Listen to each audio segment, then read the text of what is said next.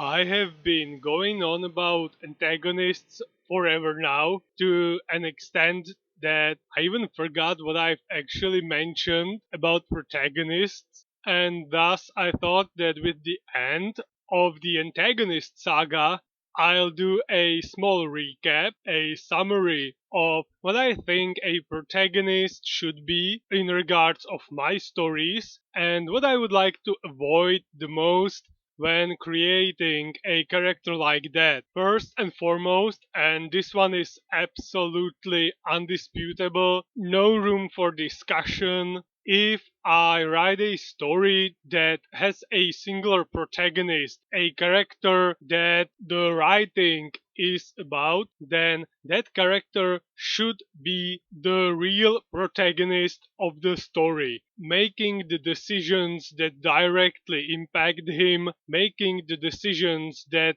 lead to future encounters, regardless if the decisions are good or bad, but they should be the protagonist's decisions.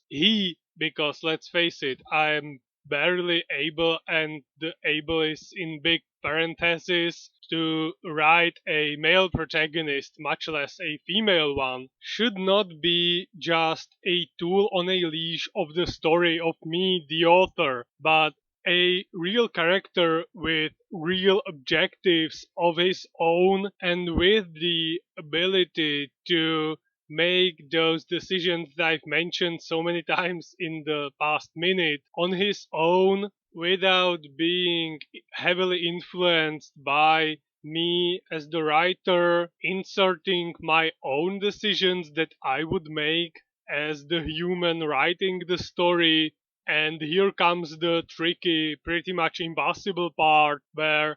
I would like to be able to write a character that would make me both as the reader and the writer become that character rather than project my own decisions and objectives and values and ideas from our world into the story. I think that it should be the protagonist who writes the story, not the other way around. He should be the one pushing the story forward, even fighting against the flow of the story, resisting me, the author, and thus pushing into directions that might not fit the initial story, warping it, twisting it in unpredictable directions as a real being, real individual would, instead of the protagonist just being the sort of a window through which the reader can see the world, but the window being mute, blind, and deaf, and not really influencing the world in any way, shape, or form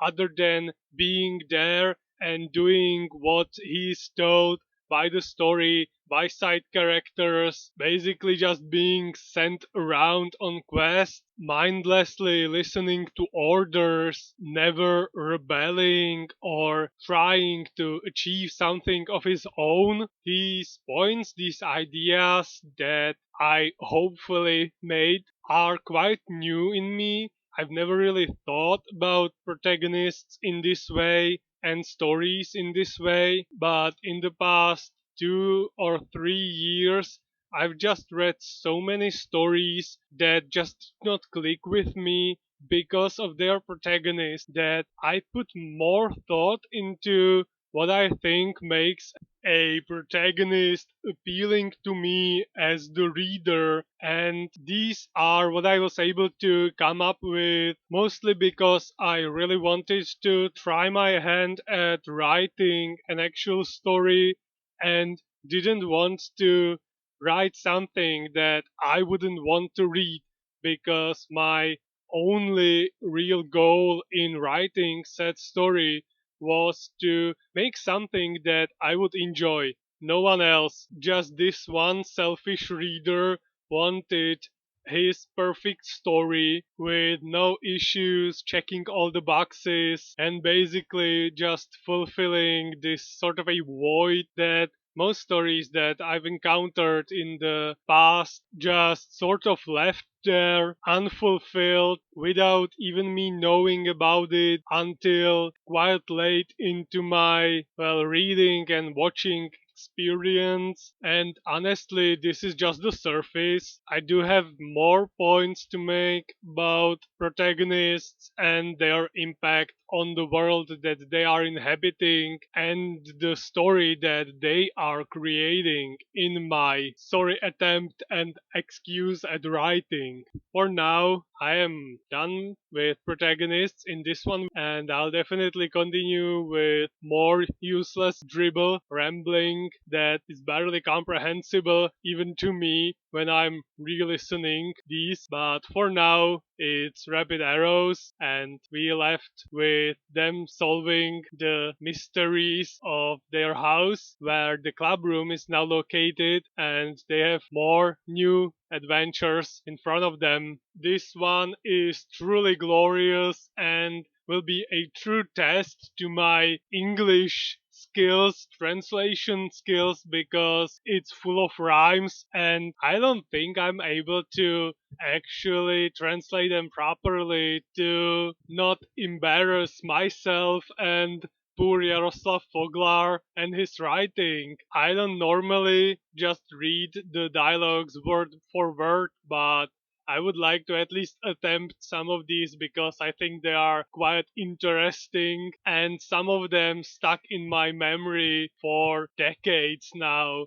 thanks to how nonsensical and just downright crazy. Well, the Rapid Arrows are performing a theatrical play, and right when they are building the stage, there seem to be some small issues, a foreshadowing of events to come. Speedy brought some quite short nails, and they might not be able to carry the weight of the stage properly, especially if the performers move around a bit too much. When everything is done and ready, audience gathered and they are quite impatient for the play, so to appease them and stop their chanting, Redcap gives them a sneak peek at Speedy, who's changing into his costume, to which he reacts, promising revenge on the buccaneers, according to his words, who rose the curtain on him like that. Then there's a scene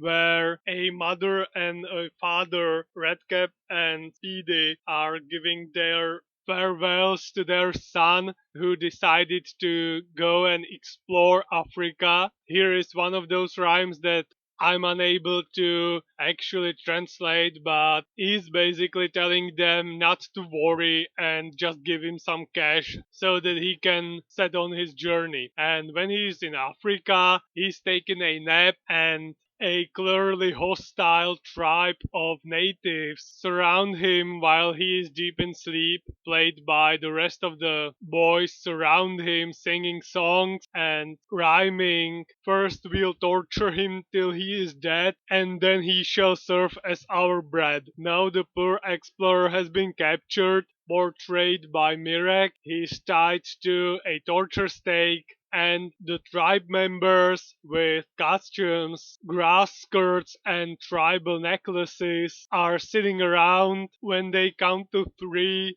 Mirek's soul will meet his creator, and for his final countdown, Redcap is hammering with a mallet. First two hits land safely, but when the third one lands, the short nails that were mentioned at the beginning finally give up, and the entire stage falls on their head, to the great amusement of the audience, and someone underneath those ruins laments that they said that the nails won't be able to hold it. Next one, Speedy is admiring his own paintings, completely sure that he could even paint for the Herald. Mirek, instead of trying to put him down, instead says that he might as well try, but adds that they will wait underneath the building that the Herald is in and that they'll catch him when they throw him out.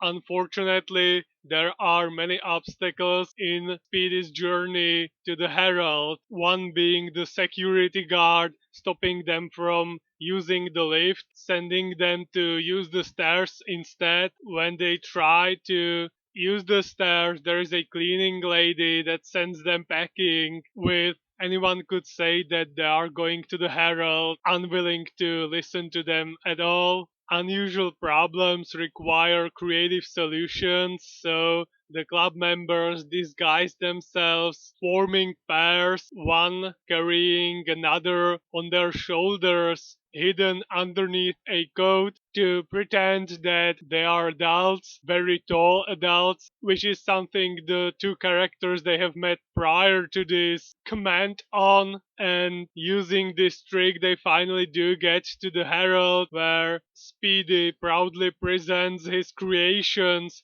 only to have his favorite exclamation slash swear word, damn planter, returned to him by the person in charge because they have mentioned multiple times that the paintings should be ink only and only on one page. So even the third person they have met sends them packing, telling Speedy to next time bring something better. And when they are leaving the building, the tall adults are gone and there are only five boys, four of them laughing while Speedy is acting all offended, and Indra Hoyer even waves at the security guard, who finds it incomprehensible that those two extremely tall adults just disappeared, and instead of them there are five boys coming out from the Herald office. And this is where I'm going to stop for today, and I'm going to